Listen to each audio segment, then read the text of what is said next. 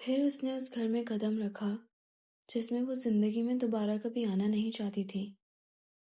پھولوں سے بھرا وہ خوبصورت لان بہت سونا اور خاموش لگا تھا اسے۔ سنو، وہ کہاں ہے؟ اس نے پھولوں سے بے آواز پوچھا۔ وہ جواب میں بالکل خاموش رہے تھے۔ وہ آہستگی سے چلتے ہوئے گھر کے اندر آ گئی۔ پہلے سارا گھر تو دیکھ لو، تم دیکھ کر حیران رہ جاؤ گی، میں نے اسے اتنی اچھی طرح سجایا ہے۔ اس کے بالکل قریب ایک آواز ابھری۔ اس نے چونک کر اپنے دائیں بائیں دیکھا، وہاں کوئی بھی نہیں تھا۔ وہ اس گھر کے انٹیریئر پر نظریں دوڑا رہی تھی۔ وہاں سب کچھ ویسا ہی تھا، کہیں بھی کوئی بھی تبدیلی نہیں تھی۔ ہر چیز بالکل اسی طرح اپنی جگہ پر موجود تھی۔ جو کچھ جب تھا وہی سب کچھ اب بھی تھا، لیکن پھر بھی وہاں سب کچھ ویسا نہیں تھا۔ وہاں ایک کمی تھی، بہت بڑی کمی، سب سے بڑی کمی۔ وہ اپنے قدموں کو گھسیٹتے ہوئے لاؤنج سے نکل کر ڈرائنگ روم میں آئی تو پیچھے لاؤنج سے ایک آواز آئی۔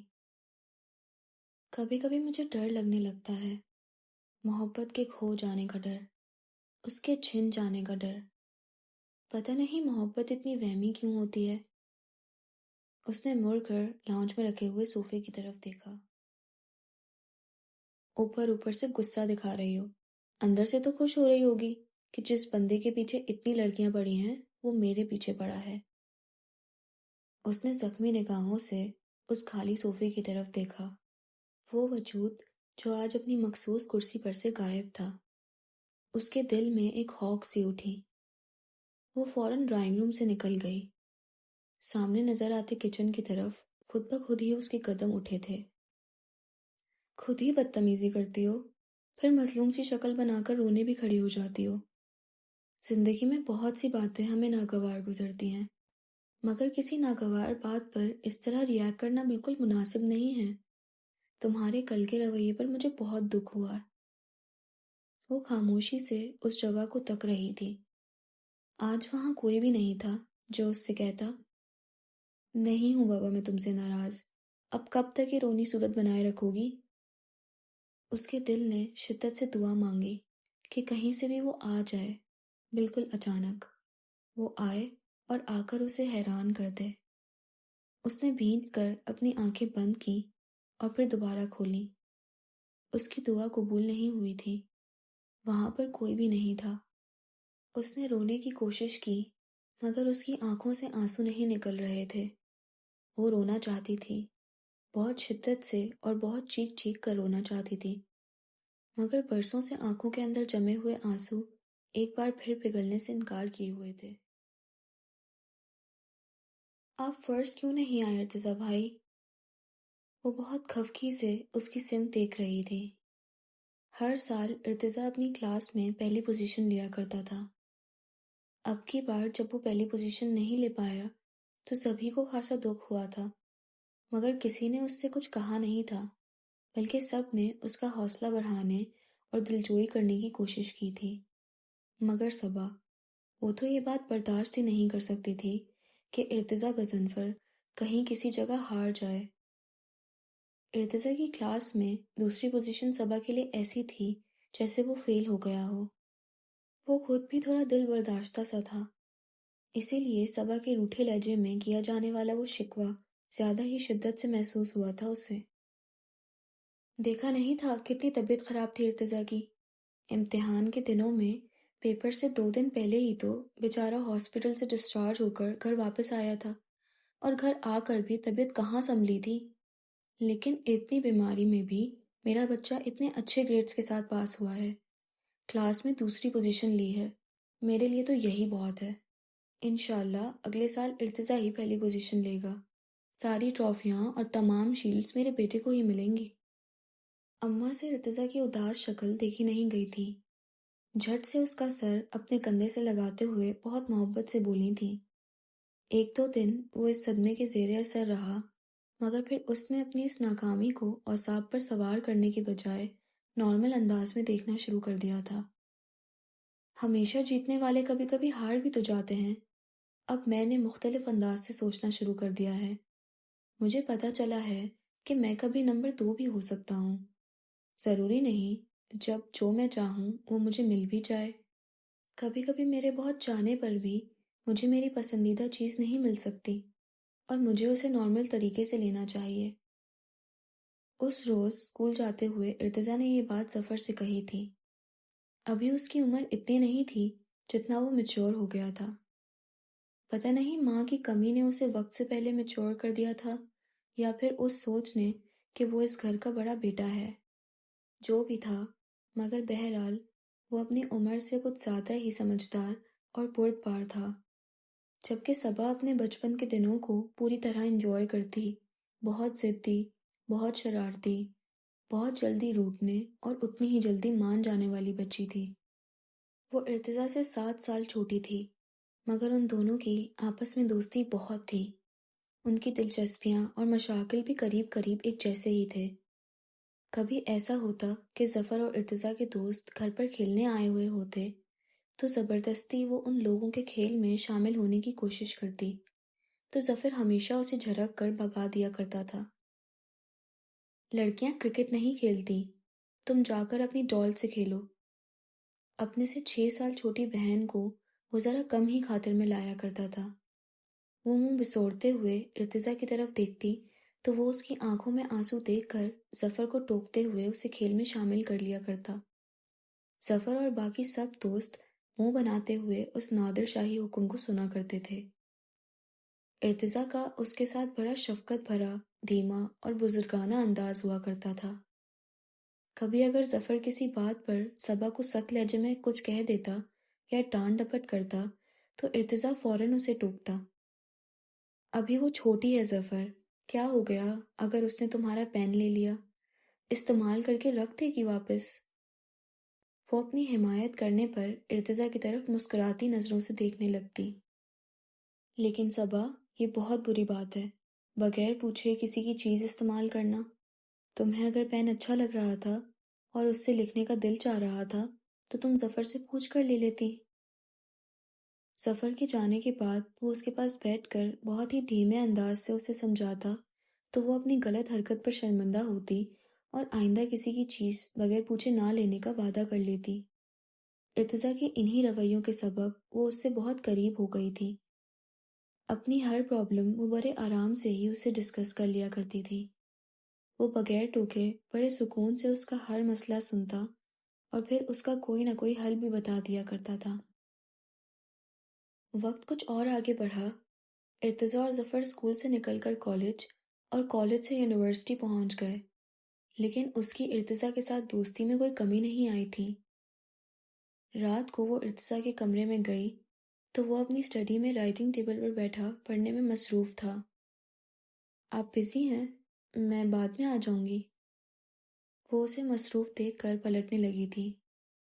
ایسا کوئی خاص مصروف نہیں ہوں، بس صرف آج کے لیکچرز پر ایک نظر ڈال رہا تھا۔ تم پوچھو کیا پوچھنا ہے؟ ارتضیٰ نے فائل بند کرتے ہوئے اسے جانے سے روکا۔ آپ یونیورسٹی میں جو کچھ پڑھ کر آتے ہیں اسے اسی روز یاد بھی کر لیتے ہیں؟ وہ اس کی کرسی کے ہتھے پر بے تکلفی سے اس کے کندھے پر ہاتھ رکھ کر بیٹھ گئی تھی۔ وہ اس معصومانہ سوال پر بے اختیار کہکا لگا کر ہنس پڑا تھا۔ آپ ہنس کیوں رہے ہیں؟ اسے اس کا ہنسنا برا لگا تو منہ پھلا کر بولی، کچھ نہیں، بس یوں ہی یونیورسٹی کی ایک بات یاد آ گئی تھی۔ خیر پوچھو، تمہیں کیا پوچھنا ہے؟ وہ چہرے پر سنجیدگی لاتے ہوئے بولا تو اس نے جھٹ سے اپنا جرنل کھول لیا۔ مجھے نیوٹن کا یہ لاء سمجھ نہیں آ رہا، for every action there is an equal and opposite reaction. بھائی بڑی سیدھی سی بات ہے صبا، خواہم کا یہ نیوٹن نے اپنا نام کیا ہے، یہ بات تو کوئی چھوٹا سا بچہ بھی بتا سکتا ہے۔ اچھا تو مجھے یہ بتاؤ کہ اگر میں تمہیں ایک زوردار تھپڑ ماروں تو تم اس کے جواب میں کیا کرو گی؟ وہ چوکھی سے مسکراتا ہوا بولا، آپ مجھے کبھی مار ہی نہیں سکتے۔ اس نے فوراً یہ بات ماننے سے انکار کر دیا۔ چلو فرض تو کر لو۔ وہ اس کے پر یقین انداز پر دھیمے سے ہنسا۔ مجھے بہت دکھ ہوگا، میں روں گی۔ وہ اس کی طرف دیکھتے ہوئے معصومیت سے بولی، ہاں چلو رونا بھی ایک رد عمل ہی ہوا، مگر میں یہ کہنا چاہ رہا تھا کہ میرے زوردار تھپڑ کے جواب میں تم بھی مجھے اتنے ہی زور سے تھپڑ مارو گی؟ وہ کہتے کہتے کچھ سوچ کر شرارت سے مسکرا دیا۔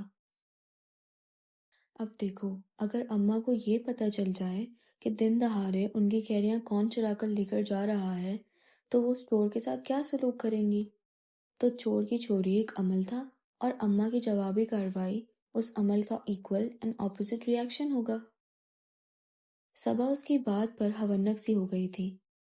اپنی اتنی مہارت سے کی جانے والی چوری پکڑے جانے پر وہ بہت شرمندہ تھی۔ بہت مرتبہ میں نے تمہیں چپکے چپکے کیریاں اٹھاتے ہوئے دیکھا ہے، وہ مسکراتے ہوئے بولا۔ اب آپ کہیں گے کہ چوری کرنا بری بات ہے، لیکن ارتضیٰ بھائی، اماں اور مما مجھے کیریاں اور املی کھانے ہی نہیں دیتی۔ میری سب دوستیں اتنے مزے لے لے کر املی اور کیریاں کھاتی ہیں، میرا بھی دل چاہتا ہے۔ مما کہتی ہیں تمہارا گلا خراب ہو جائے گا۔ اب آپ خود بتائیں، میں اس طرح چوری کر کر نہ کھاؤں تو میں کیا کروں؟ وہ معصومانہ انداز میں اپنے عمل کی تائید چاہ رہی تھی۔ ساتھ ہی اسے یہ ڈر بھی تھا کہ کہیں ارتضیٰ بھائی اماں کو کچھ بتا نہ دیں، مگر اس کا یہ ڈر غلط ثابت ہوا۔ ارتضیٰ نے ان سے کچھ بھی نہیں کہا تھا، البتہ اسے اتنی اچھی طرح اس حرکت سے منع کیا کہ وہ فوراً مان گئی تھی۔ نصیحتیں سننا تو کسی کو بھی اچھا نہیں لگتا، پھر وہ 12 سال کی صبا نصیحت سننا کیسے پسند کر سکتی تھی؟ لیکن ارتضیٰ کا نصیحت کرنے کا انداز اتنا اچھا ہوا کرتا تھا کہ اسے اس کا نصیحت کرنا اور کسی بات پر کچھ سمجھانا کبھی بھی برا نہیں لگتا تھا۔ چھپ کر تو ہم وہ کام کرتے ہیں نا صبا، جس کے بارے میں ہمیں پتہ ہوتا ہے کہ یہ غلط ہے۔ مما تمہیں اسی لیے منع کرتی ہیں کہ پھر اگر تمہارا گلا خراب ہو گیا اور تم بیمار ہو گئی تو سب سے زیادہ پریشانی بھی تو انہی کو ہوگی۔ ویسے کبھی کبھار اس طرح کی چیزیں کھانے میں کوئی حرج بھی نہیں۔ میں مما سے کہوں گا کہ صبا کو کبھی کبھی اس کی پسند کی اوٹ پٹانگ چیزیں کھانے دیا کریں۔ اس صبح جب وہ یونیورسٹی کے لیے تیار ہو کر نیچے آیا تو لاؤنج میں اماں اور صبا بیٹھے ہوئے تھے۔ وہ اسکول یونیفارم پہنے اماں سے اپنی چوٹی بنوا رہی تھی۔ اپنے لمبے بالوں سے اسے سخت الجھن ہوتی تھی۔ کئی مرتبہ وہ مما سے اس بات پر جھگڑا بھی کر چکی تھی، مگر نہ مما اور نہ ہی اماں دونوں میں سے کسی نے بھی اسے بال کٹوانے کی اجازت دی۔ ارے بے وقوف، لمبے بالوں میں ہی تو اصل خوبصورتی ہوتی ہے، وہ اسے سمجھایا کرتی۔ وہ حیران ہوتی کہ ان فضول اور لمبے بالوں میں اماں اور مما کو خوبصورتی کہاں سے نظر آ جایا کرتی تھی۔ اس کے لیے تو یہ خوبصورتی وبال بن جاتی تھی۔ ماما مصروف تھی تو وہ اماں کے پاس آ تو گئی تھی، لیکن ان کی بنائی ہوئی چوٹی اسے پسند نہیں آ رہی تھی۔ اس نے اماں کی بنائی چوٹی کھول دی تھی اور اماں اس کے نخروں پر سخت برہم نظر آ رہی تھیں۔ بڑھاپے میں اتنا دم کہاں سے لاؤں کہ تمہاری ماں جیسی کسی ہوئی تمہارے مطلب کی چٹیاں باندھ سکوں؟ وہ دونوں الجھی ہوئی تھیں۔ لاؤ صبا، میں بنا دوں۔ اخبار ایک طرف رکھتے ہوئے ارتضیٰ نے اچانک اپنی خدمات پیش کی تو اماں کے ساتھ ساتھ صبا بھی اس پیشکش پر پوری طرح حیران ہوئی۔ اس میں حیران ہونے والی کیا بات ہے بھائی؟ اتنی دیر سے میں اماں کو دیکھ رہا ہوں، یہ تو بڑا آسان سا کام ہے۔ اماں صبا پر غصے کے باوجود بھی ارتضیٰ کی اس انوکھی پیشکش پر ہنسنے لگی تھی، جبکہ وہ اماں کے ہاتھ سے برش لے کر ارتضیٰ کے پاس آ گئی تھی۔ اماں ہنستے ہوئے اس دلچسپ سی سچویشن کو دیکھ رہی تھیں۔ ارتضیٰ اوپر صوفے پر برش لیے بیٹھا تھا اور صبا اس کے پیروں کے پاس کارپٹ پر۔ اتنے لمبے بال صبا، تم ان میں کیا ڈلواتی ہو؟ میرا مطلب ہے تم کون سی کھاد ڈلواتی ہو اس میں؟ وہ اس کے گھنے بالوں کو 3 حصوں میں تقسیم کرتے ہوئے بڑے تعجب سے بولا۔ وہ ابھی جواب دینے کے لیے لب کھولنے ہی والی تھی کہ اچانک ایک زوردار چیخ اس کے حلق سے نکلی۔ کیا ہوا؟ ارتضیٰ اس کے چیخنے پر حیران ہو گیا۔ اتنے زور سے میرے بالوں کو کھینچا ہے اور پھر پوچھ رہے ہیں کہ کیا ہوا؟ اس نے گردن موڑ کر شکایتی انداز میں کہا۔ ارے بھائی، ابھی تم خود ہی تو اماں سے کہہ رہی تھی کہ بالکل ٹائٹ سی چوٹی بنائے۔ ہاں، لیکن یہ تھوڑی کہا تھا کہ بالوں کو جڑ سے اکھاڑ ہی دیں، وہ جواباً ناراضگی سے بولی۔ اب ٹھیک ہے؟ اب تو تکلیف نہیں ہو رہی؟ اس نے بالوں کو ذرا ہلکے ہاتھ سے پکڑتے ہوئے چوٹی میں پہلا بل ڈالتے ہوئے پوچھا۔ صبا نے نفی میں گردن ہلا دی۔ ہائے، یہ کیا ہو رہا ہے؟ लाउंज में आता हुआ ज़फ़र इस हैरत अंगेज़ मंज़र को देख कर दूर से ही चिल्ला दिया। सबा को अम्मा के हाथ की चोटी पसंद नहीं आ रही थी इसलिए। तो इसलिए तुमने सबा के हेयर स्टाइलिस्ट की ड्यूटी संभाल ली। ज़फ़र ने उसका जुमला काटते हुए बरजस्ता कहा। बात करता हूँ मैं आज बाबा से। कहूँगा आप अपने नाहक अकलौते बेटे की तालीम पर इतना पैसा खर्च कर रहे हैं। वो मौसूफ तो मुस्तकबिल में ब्यूटी सैलून खोलने का इरादा रखते हैं। इर्तिज़ा उसके मजाक उड़ाने पर बुरा माने बगैर अपने काम में मशगूल रहा। थैंक यू इर्तिज़ा भाई, इतनी अच्छी तरह कसकर चोटी बांधी है आपने। अब सारा दिन मेरा आराम से गुजर जाएगा। इर्तिज़ा ने 7-8 बल देकर बाल उसके हवाले किए तो वो जल्दी जल्दी चोटी में बल डालते हुए बोली, अब तो मैं रोज़ाना आपसे ही चोटी बनवाया करूँगी। अपनी कमर से भी नीचे आती हुई चोटी को बैंड लगाते हुए उसने ऐलान किया तो इर्तिज़ा कानों को हाथ लगाते हुए बोला, ना बाबा ना, आइंदा के लिए सॉरी। और करो तुम अपने टैलेंट का मुजाहरा इन मोहतरमा के सामने। अब मुश्किल ही है कि ये बला तुम्हारा पीछा छोड़ दे। वो अपने लिए बला का लफ्ज़ सुनते ही ज़फ़र से लड़ने मरने पर तैयार हो गई थी। यूं ही लड़ते झगड़ते वो लोग नाश्ते के लिए डाइनिंग रूम में आ गए। आज तो हमारी मम्मा सुबह ही सुबह बड़ी खुश नज़र आ रही हैं। ज़फ़र ने पता नहीं किस बात से ये अंदाज़ा लगाया था। बहुत सही अंदाज़ा लगाया है आपने बरखुरदार, डैडी ने मुस्कुराते हुए कहा। अनस का रात को फ़ोन आया था। वो लोग अगले हफ्ते पाकिस्तान आ रहे हैं। डैडी ने अब की बारी अम्मा को मुखातिब किया था। मम्मा की बेतहाशा खुशी का सबब सबा समेत सभी की फौरन समझ में आ गया था। अनस मामू आ रहे हैं, यानी कि समन पाकिस्तान आ रही है। उसने दिल में बेहद खुशी महसूस करते हुए सोचा था। साल 1.5 साल में वो लोग पाकिस्तान का एक चक्कर ज़रूर लगाया करते थे। समन उस घर के हर फर्द के लिए बहुत ज़्यादा अहम थी, मगर मम्मा और डैडी के लिए वो बाकी सब लोगों से कुछ ज़्यादा ही अहम थी। और वो अहम क्यों ना होती, वो शफीक अली और मलिहा शफीक की सगी बेटी थी।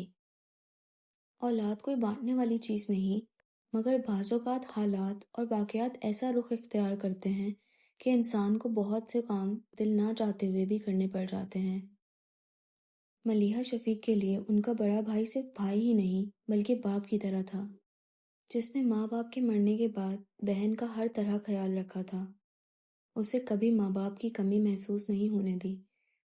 और फिर जब बहन की शादी का वक्त आया तो उसके लिए एक बेहतरीन घराने और बेहतरीन शरीके सफ़र का इंतखाब करके अपने सब फ़राइज़ बड़े एहसन तरीके से अदा कर दिए। शफीक अली अनस के बहुत करीबी दोस्त थे। चहेती बहन की शादी अपने अजीज़ तरीन दोस्त से करके उन्होंने दोस्ती के ताल्लुक को रिश्तेदारी में बदल कर उसे मज़ीद मजबूत कर दिया था। खुदा ने मलिहा को जितना अच्छा भाई दिया था, उतनी ही अच्छी भाभी भी दी थी। हर किसी के दुख में काम आने वाली, बड़ी मिलनसार और खुश मिजाज। मगर न जाने रब की इसमें क्या मसलहत थी कि वो दोनों मोहब्बत करने और मोहब्बत बांटने वाले लोग औलाद की नेमत से महरूम थे। कोई उम्मीद हो तो इंसान दुआएं मांगे, मौजों का इंतज़ार करे, मगर वहाँ तो कोई उम्मीद बची ही नहीं थी। पहली प्रेगनेंसी में ही कुछ ऐसी पेचीदगी हो गई थी कि अब वो दोबारा कभी माँ नहीं बन सकती थी। ये बहुत बड़ा सदमा था, उनकी बर्दाश्त और हौसले से भी बड़ा। वो हर वक्त रोती रहती और शौहर की तसल्लियाँ और दिलासे भी अब उन्हें बेमायने लगा करते। उनकी हालत देखते हुए डॉक्टर्स ने अनस को ये मशवरा दिया कि वो कोई बच्चा गोद ले लें। उन्हें खुद भी औलाद की बहुत ख्वाहिश थी और बीवी से भी बहुत मोहब्बत थी, मगर उस सब के बावजूद भी किसी पराये बच्चे को अपना बच्चा बनाने के लिए वो किसी तौर राजी नहीं होते थे। मलिहा भाई और भाभी के इस गम पर बहुत दुखी होती थी। उसका बस नहीं चलता था कि किसी तरह वो अपनी जान से प्यारे भाई की जिंदगी से इस कमी को दूर कर दे।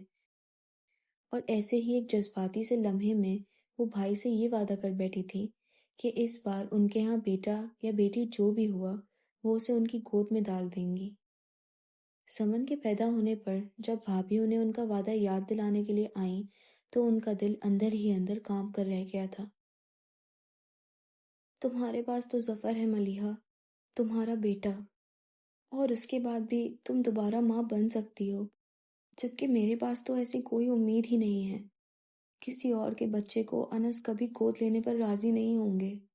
سمن تو ان کی اپنی بھانجی ہے، ان کا خون، اسے تو وہ دل و جان سے قبول کریں گے۔ تم مجھے خود غرض سمجھ لو یا جو بھی، بس سمن مجھے دے دو۔ وہ ملیحہ کے چہرے پر نظر آتے انکار کو دیکھ کر روتے ہوئے بولی تھی۔ رونا اور گرگرانا صرف ملیحہ ہی کا نہیں بلکہ شفیق کا بھی دل موم کر گیا تھا۔ دل پر بہت بھاری پتھر رکھ کر ملیحہ نے اپنی بیٹی باپ جیسے بھائی کے اور شفیق نے اپنے عزیز ترین دوست کے سپرد کر دی تھی۔ سمن 1 سال کی ہی تھی جب انس کو آسٹریلیا میں ایک بہت اچھی جاب آفر ہوئی اور یوں وہ لوگ سڈنی چلے گئے۔ سمن وہاں بہت خوش تھی۔ وہ جب یہاں آتی تو بالکل مہمانوں کی طرح ان لوگوں سے الگ تھلگ رہا کرتی تھی۔ سمن کے پیدا ہونے کے 2 سال بعد ہی اللہ نے ان کی جھولی میں صبا ڈال دی تھی۔ ظفر اور صبا کے ہونے کے باوجود مما اور ڈیڈی سمن کی کمی بڑی شدت سے محسوس کیا کرتے تھے۔ کبھی کبھی ملیحہ کا دل چاہتا تھا کہ وہ بھائی سے اپنی بیٹی واپس مانگ لیں، حالانکہ وہ لوگ اسے کتنے ناز و نوم میں پال رہے تھے۔ جہاں وہ قدم رکھتی ان دونوں کا بس نہیں چلتا وہاں اپنا دل رکھ دیں۔ انس نے 6 سال کی عمر میں ہی یہ بات سمن کو بتا دی تھی کہ وہ اس کے ماموں ممانی ہیں، اور یہ کہ اس کے سگے ماں باپ وہ ہیں جن سے وہ لوگ ہر سال ملنے پاکستان جاتے ہیں۔ ارتضیٰ کے ساتھ ساتھ ظفر اور صبا بھی اس کے لیے کزنس جیسی ہی حیثیت رکھتے تھے، لیکن صبا نے اپنی بہن کے لیے ہمیشہ ہی اپنے دل میں بہت شدید محبت محسوس کی تھی۔